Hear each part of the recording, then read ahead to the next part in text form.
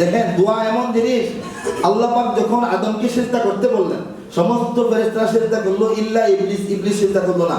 তখন আল্লাহ পাক বললেন যে তুমি হচ্ছে বিতাড়িত, জান্নাত থেকে বের হয়ে যাও, তুমি আমার এই জগৎ থেকে বের হয়ে যাও, আমার এই দরবার থেকে বের হয়ে যাও।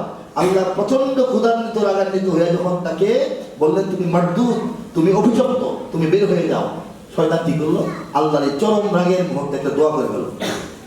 কি করলো? দোয়া বললো যে হে আল্লাহ, আমার এই কিয়ামত পর্যন্ত হায়াত দেন। দোয়ার মানে উদ্দেশ্য ভালো না, কিন্তু দোয়া তো আল্লাহ চাইছে, তো আমাকে কিয়ামত পর্যন্ত হায়াত দেন। আমি আপনার বান্দা যারা আছে আদম সন্তান, তাতে আমাকে তো আপনি দুচোখে পাঠাইবেন, আমিও তাদেরকে দুচোখে নিয়ে যাই, এই চান্সটা আমাকে দেন। আল্লাহ পাক কিন্তু কবুল করলেন। কবুল করেন নাই? আল্লাহ বলছেন যে হ্যাঁ তারা সময় দিলাম, কিয়ামত পর্যন্ত তোর বাহিনীদের দিকে কাজ কর, আমার বান্দাদেরকে পারলে তুই নিয়ে যা, দেখা যাক কি হয়। এই তো তারপর আমাদেরকে বলে দিলেন শয়তান তোমাদের প্রকাশ্য দুশমন, শয়তানের আশেপাশে যায় না, শয়তানের পাল্লায় করো না। আমাদেরকে তো এই কথা নবী রাসূল কুরআন কিতাব বলতে আছেন, যারা বুঝি নিজের কপাল ভালো, যারা বুঝি না কপাল মন্দ।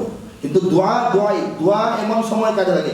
ইবলিসের দোয়া যেহেতু আল্লাহর রাগের মধ্যে কাজে লাগে গেছে, এই দোয়াটা শুধু ভালো দোয়া না, নেক নিয়তের দোয়া না, একটা মন্দ উদ্দেশ্যে মন্দ দোয়া, অথচ আল্লাহ কিন্তু কবুল করছে। তা আমরা নেক দোয়া করলে আল্লাহ কবুল করবেন না? আল্লাহর রাগ আল্লাহর রহমের চাইতে বেশি বড় না, এটা হলো কনফার্ম কথা।